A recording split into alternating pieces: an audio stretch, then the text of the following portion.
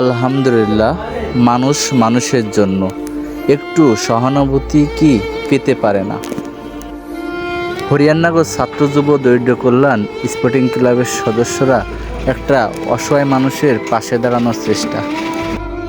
যে ভাইটারে দেখছেন অগ্নিদণ্ডে শরীর পুড়ে অসহায় হয়ে পড়ে আছে বাড়িতে, সামর্থ্য না থাকার কারণে চলছে কোনো গতিতে কোনো রকম চিকিৎসা এবং খেয়ে না খেয়ে কষ্টে চলছে তার জীবন।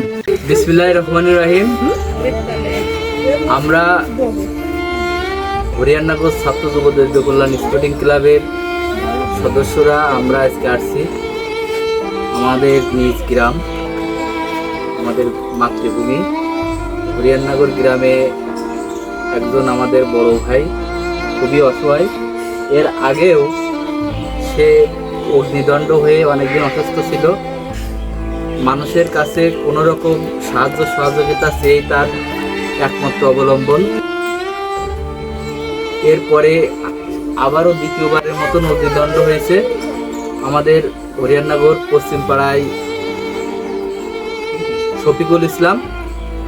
আমরা দেখেন এই যে পরিমাণ অগ্নিদণ্ড হয়েছে, এই অবস্থায় তার পরিবারেই একমাত্র উপার্জনক্ষম, কোনোভাবেই সে উপার্জন করার মতন আর অবস্থা নেই। আমরা আমাদের ক্লাবের পক্ষ থেকে 1 মাসের সামান্য কিছু খাদ্য সামগ্রী 25 কেজি চাল, 10 কেজি আলু, 5 কেজি ডাল, 3 কেজি তেল, রসুন, পাউডার, সাবান আমরা দিয়েছি। আসলে এই পরিবারের পাশে আপনারা যারা আমাদের এলাকার মধ্যবিত্ত বা যারা সামর্থ্যবান আছেন তারা সবাই তার পাশে থাকবেন। তার চিকিৎসার প্রয়োজন, মানুষের যে মৌলিক চাহিদা থাকে খাদ্য, বস্ত্র, বাসস্থান, চিকিৎসা, তার মধ্যে আমরা একটু খাদ্যের ব্যবস্থা কোনোরকম সামান্য করতে পেরেছি, কিন্তু তার চিকিৎসার দরকার।